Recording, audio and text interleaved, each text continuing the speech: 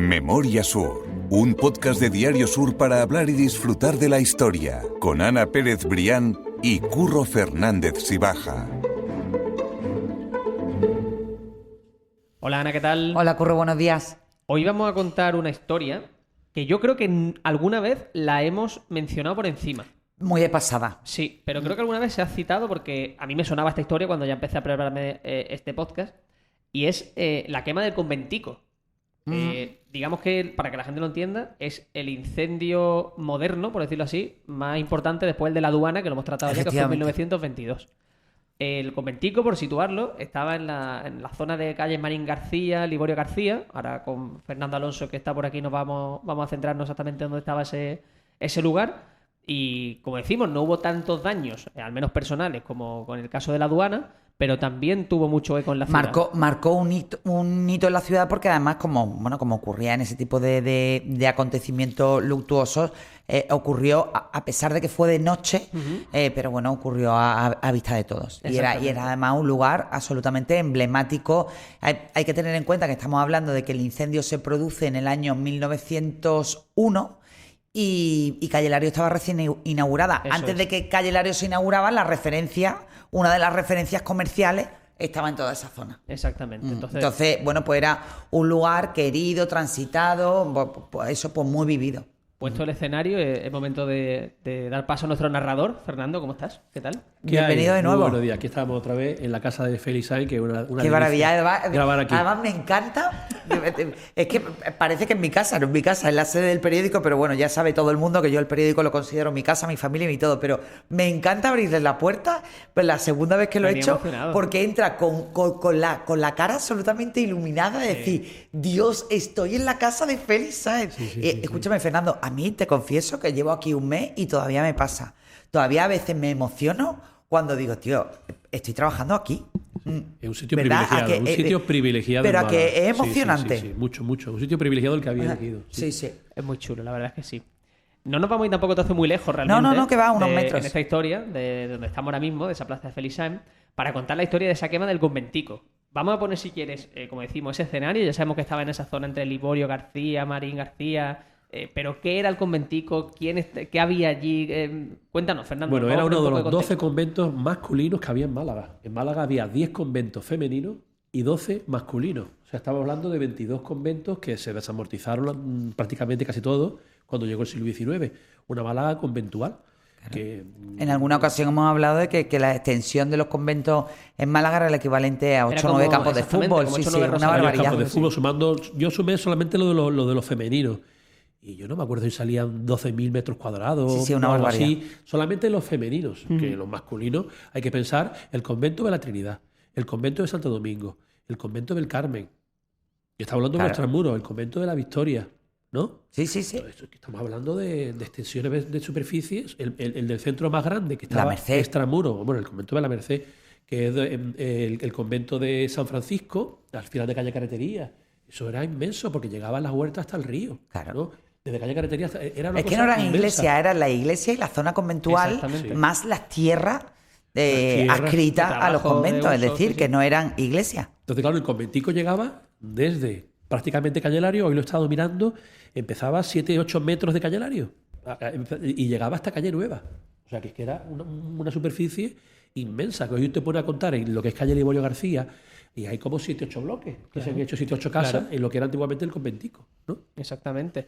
Vamos a poner la primera piedra porque la gente lo estará pensando. ¿Por qué conventico? Bueno, eso lo hemos estado hablando antes de empezar, y a mí siempre me ha extrañado lo de, claro, que se llame el convento cuando hay 12, pero me ha extrañado lo del ico, porque en Málaga diríamos conventito o conventillo, en quizá, todo caso, sí, no suena pero tan conventito, raro. lo del ico, a mí me sonaba aragonés, pero es verdad que dice Curro que esto es de Almería. Sí, claro, también es Almería. Murcia, es de sí, Almería. mucho rico, Y Ana, aquí de todo hemos unido las piezas. Ana Bueno, vamos a ver. Es una Estamos hipótesis. planteando una Estamos haciendo hipótesis, hipótesis ¿no? entre nosotros Que antes de nosotros empezar. que además que somos tan friki y nos paramos en el detalle de por qué será ICO. Ya. Bueno, pues al final hemos empezado a unir piezas. Curro ha dicho que probablemente sea de Almería. Digo, es que de Almería, nacido en concreto en Vélez Rubio, era José Marín García, que terminó por darle nombre a una de las calles, a una de las bocacalles de Calle Lario, que fue, bueno, pues un comerciante, filántropo, político, que nació en Granada, pero bueno, nació en Vélez Rubio, hizo parte de su vida en Granada y al quedar viudo se viene a Málaga. Y en Málaga, bueno, pues estamos hablando de mitad del siglo XIX, principio del siglo XIX, mitad del siglo XIX. Bueno, pues aquí hace fortuna como comerciante y tiene precisamente su residencia y su despacho, su empresa, su almacén en la zona conocida como el Conventico. Probablemente él, a lo mejor, que era de raíces almeriense y que además tuvo una importancia muy significativa en Málaga, muchas veces me da pena porque digo, vamos por las calles y tú dices, calle Marín García. Bueno, pues es que Marín García fue una persona que hizo también muchísimo por Málaga. Fue presidente de la Diputación, concejal del Ayuntamiento de Málaga, promotor de un montón de edificios en el centro de Málaga. Pero es que además a su muerte deja toda su fortuna, casi toda su fortuna, que era bastante considerable, a la gente necesitada de Málaga y a sus trabajadores. Es decir, una persona, un filántropo de esta... El concepto de filantropía, moderno, que ¿no? por desgracia no existe en España, pero que él aplicó en Málaga. Y entonces, bueno, pues precisamente él estaba establecido en esa zona conocida como el Conventico. No sabemos si a raíz de él da esa nombre, por presencia decirlo de así, a esa Marín zona. García, que también tuvo mucha presencia en la ciudad y que nunca renunció a sus orígenes almerienses, bueno, pues la gente empezó quizá a llamarle cariñosamente en su honor como el Conventico. Pero eso es una hipótesis que hemos planteado aquí. que hemos dejado encima de la mesa antes del podcast. Eso Y como aquí lo tenemos que contar todo, lo contamos también aquí. Una hipótesis que tiene 10 minutos. Totalmente. Literalmente. Tiene 10 minutos de existencia. Allí lo que había era un convento de los trinitarios descalzos. Los calzados son los que están en el convento de la Trinidad. Ahí está Chiquito va la calzada. Chiquito va la calzada porque el convento de trinitarios calzados. Pero aquí estaban los trinitarios descalzos. En ese convento se establecieron en Málaga en 1634. Y cuando llega el siglo XIX, en 1836, se desamortiza. Y ahí es cuando llega Marín García y todo lo que estamos ahora mismo. Allí, aquello era inmenso. Ya hemos dicho que empezaba en Calle Lario, que no existía Calle Lario, en lo que era mismo Calle Lario, y llegaba hasta Calle Almacenes, casi en Calle Nueva. Allí había 30 y tantas tiendas en todo aquello, 3 o 4 plantas de casas. O sea, es decir, cuando es el incendio, ya eso, lógicamente, el convento no existe, ya es una zona comercial y muy conocida de Málaga. Había, tengo aquí apuntados, panaderías, tenía López y Grifo, el taller de reparación de pianos, que esta era una tienda muy famosa que había en Calle Lario, donde Lorca compraba incluso sus propios pianos, López y Grifo, porque tenían sucursal en Granada. Y luego también estaba... Tembury, luego más adelante llegó Tembury, pero es que incluso allí estaba la sede de la Sociedad Filarmónica, había una logia masónica, había una cámara sindical, había un círculo republicano progresista, había un colegio, del Colegio de San Hermenegildo, o sea que aquello era inmenso, que allá había viviendas, centros culturales y luego, por supuesto, todos los locales comerciales. Y esto fue lo que ardió en 1901, justo un año después del desastre del Neisen, aunque acabamos de celebrar el aniversario. Porque era el 16 de diciembre del año 1900 y esto fue... El año 1901 y fue también en diciembre. No recuerdo el año, pero también fue en diciembre, 19 de diciembre. O sea, un año después. Y 3 días después. Eso es. Y Félix Sainz era el concejal de bomberos, que hemos empezado hablando de Félix Sainz. Efectivamente, era el concejal de bomberos, de policía urbana. Era el concejal de seguridad. Porque en la tragedia del Neisen, él fue quien estuvo a pie de puerto y el que estuvo organizando esa ayuda imposible que finalmente no se pudo dar, pero eran de los que tiraban los cabos, los salvavidas, las cuerdas, un poco a pie de muelle. El que estaba organizando era Félix Sainz y fue incluso intentó pues coger el cabo Tortosa para socorrer. Efectivamente, el cabo no, el vapor Tortosa para socorrer a los náufragos, pero no hubo manera y tuvieron que volver rápidamente a puerto. Exactamente. Al final estamos viendo que va a haber similitudes entre ese incendio de la aduana que se produce 20 años después, 21, si no me equivoco, en el 22, ¿verdad? Sí. 21 años después, como por ejemplo el aviso, porque también se dio de madrugada, un redoble de campanas para avisar a toda la ciudad, igual que estamos comentando la semana pasada. Era la manera de informarlo, exactamente, claro. de contarlo. Y por eso tú decías también que fue muy vívido para toda la ciudad, aunque fuera de madrugada, porque todo el mundo se enteró, obviamente, de lo que allí estaba pasando. Y todo de madera. Entonces se construía todo de madera. Claro. El suelo de madera, los techos de vigas de madera, y aquello ardió. Y los bomberos no tenían medios. En 1901 los bomberos no tenían medios. Pero es que fue el incendio de la aduana en 1922. Y seguían sin tener medios. Y fue un escándalo. Esto lo ha estudiado Elías de Mateo, que ha estudiado la historia del Real Cuerpo de Bomberos de Málaga. Y es que esto, que es verdad que hubo 2 muertos. No fue una cosa... pero Bueno, hubo 2 muertos porque fue de noche. Porque fue de no, noche. Hubiéramos estado hablando de otra cosa. Sí, y el caso es que pasa 20 años después la aduana y otra vez la misma historia, que los bomberos no tenían las escaleras para llegar arriba a donde empezó el incendio. O sea, lo mismo de siempre. En la aduana, sin embargo, fue mucho más devastador porque era de noche y en las guardillas, bueno, pues había familias viviendo, las familias de los funcionarios. Y la única escalera que había, por lo visto, la única escalera para bajar se quedó completamente inutilizada. No estaba inutilizada. No, al final ¿Ardió? no ardió. Lo que pasa es que pensaban que el cañón de humo que subía venía de fuego de la escalera y en realidad la escalera quizás... estamos hablando ahora de la aduana, es que Fernando y yo vamos saltando de episodio en episodio. Quizás sí que la escalera hubiera estado operativa para que se hubiera salvado alguna gente. El problema es que toda la gente que vivía en las guardillas, al pensar que la única escalera estaba ardiendo, se tiraron por las ventanas y muchos se mataron no por el fuego, sino porque se tiraron por las ventanas. Se arrojaron por las ventanas. Inutilizada. El caso que... Bueno, sí. No, iba a decir eso, que en este caso, afortunadamente, los daños personales, las muertes no fueron tantas en comparación a la aduana, ni mucho menos. Claro. Pues la aduana era de noche y la gente dormía allí y lo del conventico fue de noche y afortunadamente era una zona comercial y no había gente. Exactamente. 2 personas tengo yo aquí que murieron, según viene la prensa de la época. Un señor de 80 años, que era de los que vivía arriba, en un balcón, que murió asfixiado. Se llamaba Antonio Broto Bustamante. Pero quizá la muerte más trágica, porque eso sí tiene mucha cola, es uno de los de la saga de Cubero, de los escultores que hacían figuras que se vendían luego como souvenir para los malagueños. Ajá. Enrique Cubero, este era el tercero de la saga y de la dinastía. Y al parecer entró, porque allí en el conventico tenía Témburi los almacenes también, y entonces al parecer tenía muchas de sus tallas y quería recuperarla, se quemó. Y el hombre murió en este terrible incendio. Pero lo peor de todo no es que murió, sino que murió con el hijo delante. Y el hijo, que era un adolescente o menos, dice literalmente la prensa de la época, que eran las circunstancias horrorosas, dice, se desarrolló una tristísima escena que conmovió profundamente a cuanto la presenciaron, que era ver al hijo cómo veía que el padre se moría. Que el padre moría, ¿no? allí carbonizado. O sea que fue algo verdaderamente tremendo.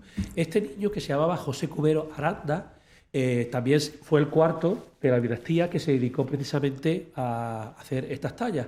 Bueno, pues me ha contado tu tío, José María García Herrera, que estuvo trabajando, que él es psiquiatra, y estuvo trabajando mucho tiempo en el Hospital Civil, que este hombre pasó sus últimos años de vida en el pabellón psiquiátrico que había en el Hospital Civil de Málaga, y que se dedicaba allí, porque es que ver morir a tu padre se quedó con una... Entonces se te queda para toda la vida, te quedas pillado para toda la vida. Bueno, pues este hombre perdió la razón y acabó en el hospital, pasando sus últimos días de vida en el hospital psiquiátrico, en el pabellón psiquiátrico del Hospital Civil. Y dice que allí se dedicaba a tallar esculturas y le ponía las caras de los enfermos. De los mismos enfermos que había allí, le ponían las mismas caras. Y dice José María que tú veías las caras y que representaba las caras perfectamente cuál era la dolencia de esos enfermos. O sea, que también retrataba en las facciones, los detalles. Sí, haber dado ese talento de la familia, de toda la saga. La cuarta generación de los cuberos. Pues así desapareció, la cuarta generación de los cuberos. En ese artículo que dejamos, como siempre, vinculado a las notas del podcast, tú cuentas que el fuego se propaga rápidamente a otro edificio cercano y de hecho llega, bueno, también a restaurantes como La Alegría, pero que de hecho llega a los balcones de la casa del propio Pedro Témburi, que vivía en Calle Larios, y digo el propio Pedro Témburi porque era el dueño de ese edificio en el que se produce. Que al parecer la había comprado en 1899, un par de años antes de que ardiera. Témburi dicen que fue la primera tienda que abrió en Calle Larios. Dice que en 1890 y tanto. Este venía del sur de Francia, como todos los ferreteros, Arribere y Gux, Témburi, y este empezó con el mundo de la ferretería, trabajando precisamente aquí al lado, justo ahora mismo en calle San Juan, esquina Puerta del Mar, es donde empezó trabajando en una ferretería y luego se fue ya a calle Lario, y él tenía sus almacenes allí en el conventico. Cuando luego arde el conventico, para que nuestros oyentes lo tengan claro, allí estuvo la tienda de Bettenbury. Y luego estuvo el Kilo, lo que hemos conocido nosotros como el Kilo. Eso es. La tienda de tela. Ahora mismo es, ¿cómo es esto? Zara. Ahora mismo es Zara. Eso es. Pero lo que ahora mismo es Zara era antiguamente la tienda de tela y lo que antiguamente era la tienda de Bettenbury. Y se conservan perfectamente las columnas de hierro forjado, porque eso se construyó, pues se ardió en 1901. Pues, posteriormente. En los primeros años del siglo XX, y se ven las columnas de hierro forjado y se ven esos balconcillos que había en la primera planta donde subían y tenían las tierras almacenadas, que yo todavía he visto en algunos comercios de Málaga, ¿no?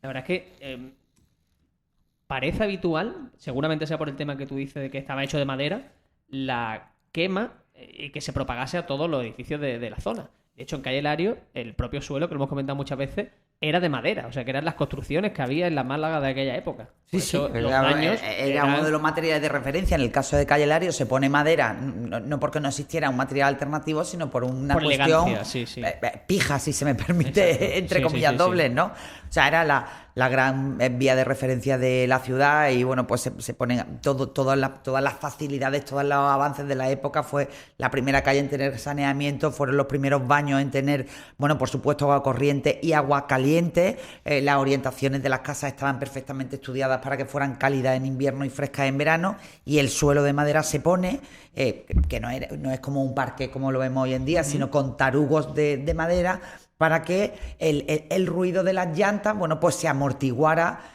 por ese contacto con la madera, ¿no? O sea, para que no hubiera nada, absolutamente nada, que molestara a los ilustres vecinos que poco a poco se iban a instalar en calle Lario. Pero sí, al final la madera era una construcción era un elemento de construcción de referencia para lo bueno, o sea, porque era muy señorial, muy cálida y todo, pero también para lo malo, porque bueno, en momentos de tragedia, sobre todo vinculado al fuego, bueno, pues aquello era un desastre, y además se daba la tormenta perfecta, y nunca mejor dicho, de que teníamos un servicio de bomberos que primero ellos eran unos inútiles, porque además es que también se dice en algunas crónicas, y después que es que los medios brillaban por su ausencia completamente. Claro. Hay una cosa que no he entendido bien, a ver si me lo podéis explicar vosotros. Tú cuentas en ese artículo que el conventico estaba en esa zona de Liborio, Marín García, pero claro, la calle Lario ya existía. O sea, no. Cuando existía, me refiero. Claro, las bocacalles de calle Lario no eran como hoy. Bueno, es que se fueron haciendo poco a poco. Ya. Vale, las bocacalles de calle Lario no se construyeron.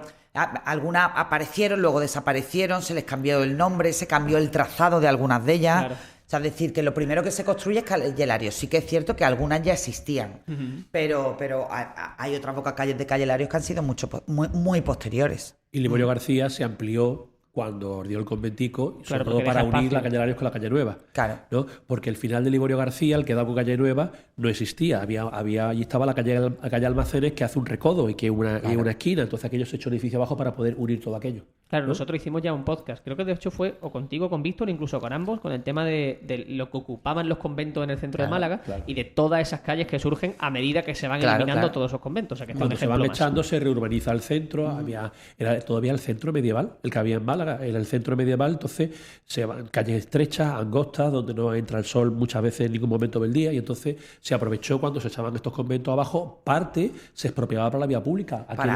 Aquí en el mercado de la Góndiga lo mismo, parte de todo esto se quedaba luego, cuando se echaba abajo, se quedaba la vía pública con parte de la calle, ¿no? La casa más bonita quizá cuando se echó abajo el conventico, estamos a un lado de la calle Nueva, pues te pones al otro lado, dando con la calle Lario, tú te pones ahora mismo en la calle Lario y miras, que también he hecho una foto, mirando hacia la calle Liborio García, hay una casa preciosa que hizo Fernando Guerrero Stachan, que es donde estuvo el Banco Bilbao, o qué banco había allí. Ahora mismo hay el Banco Central de Málaga. Ahora hay otro banco, la Caixa. Ahora está la Caixa.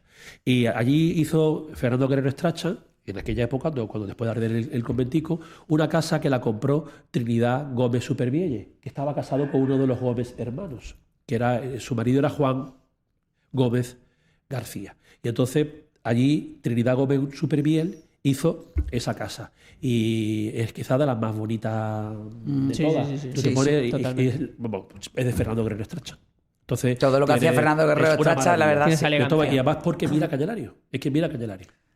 Pues Fernando, este capítulo nos queda más cortito, pero es que igualmente merecía la pena contarlo porque a mí personalmente me llama mucho la atención imaginarme ese centro de Málaga que no tiene nada que ver con el de hoy. Me refiero a lo que estábamos comentando ahora mismo, el tema de ese orden de las calles, de esas calles que surgen a medida que desaparecen los conventos.